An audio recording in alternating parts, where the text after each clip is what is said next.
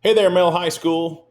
Happy Sunday. I hope you've had an awesome weekend. This is Dr. Foster coming to you with this week's edition of Bulldog eNews for the week of August 30th. About to put a wrap on August and roll into September, our fourth week of school. So we're on the road. We're moving. So hope you've had an awesome weekend. Started here with a picture of our marching band. This reminded me this group of students did not get a season last year. One of multiple examples of that, and they're back to work. And appreciate all of our students. Seeing them each day is what's made a challenging beginning to a year all worth it. So we want to thank our students again, our marching band, and all of our students participating in things, and students coming to school and just doing what they do on a daily basis. So our schedule for the week, we do have a 5-day week followed by a 3-day weekend due to the Labor Day holiday. So parents and students, I probably don't need to remind you of this, but if you didn't know, not tomorrow. Tomorrow's the 30th. A week from tomorrow, Monday, September 6th, is a non-school day. That's the Labor Day holiday. So we have start the week with a gold day. Students and parents want to make you aware that on Tuesday or Thursday, our students will be working with one of their teachers in P1 to go through a suicide prevention lesson. I want to name, obviously, suicide is a very heavy topic. Mr. Cook sent a letter home to families. We encourage you to read that. We will be prepared to talk with students and meet with students if they need some additional guidance, conversation, support after the lesson. But that's a very real and very heavy day.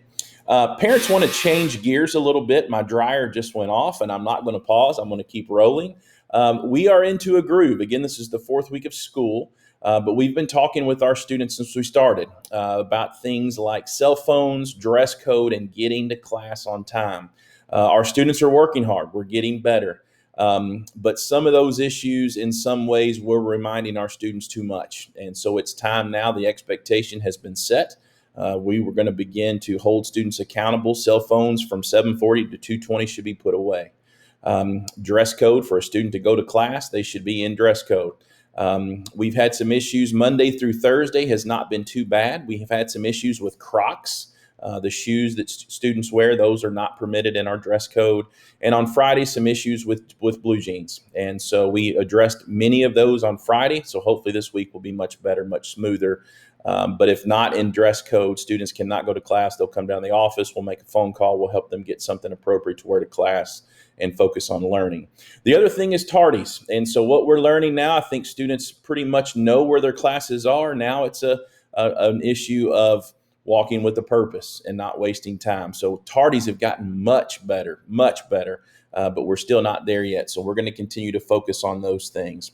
Parents, I want to point you to this little button right here. It is a one-page document that has information pertaining to COVID-19 and quarantine information. So Miss Edlin, Miss McDaniel, our Nurse Garrison have put that together. Very helpful information. We'll keep that updated. I'm also keeping all of the COVID-19 information that I shared last week here.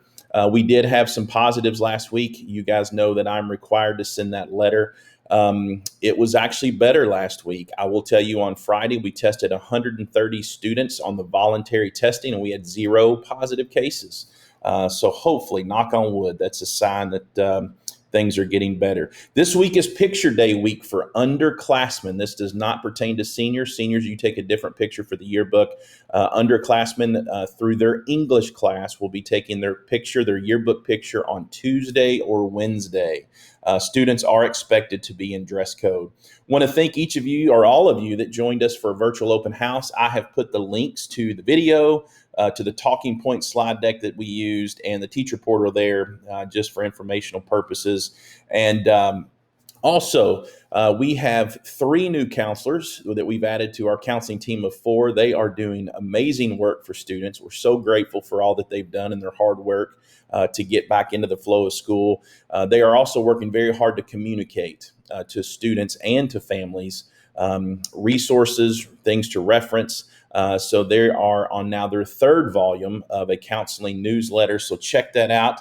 You get there by clicking on this link right here. Very, very good stuff. Parents, I encourage you to use that as well. Have our first National Honor Society meeting going on the week after Labor Day. And our Student Senate is going to reconvene this week on Tuesday. So lots going on in and around our school. We want to congratulate. We now have 2 new parent representatives joining our site-based decision-making council. So thank you to our PTSA for handling that election process.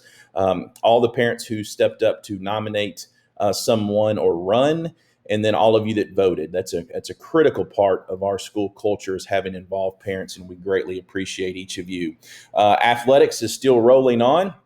So we have the schedule for the week, and a lot going on this week as we wrap up August and roll into September. So students and families, want to thank you again for a great first, really 2.5 weeks, 3 weeks of school. We're getting into a little bit of normalcy in this time when it's really kind of been anything but normal. But our students are amazing. And so we continue to work hard and push forward and do it together. So take care of yourselves. Have a great week. Stay well. If you need anything, don't hesitate to let us know.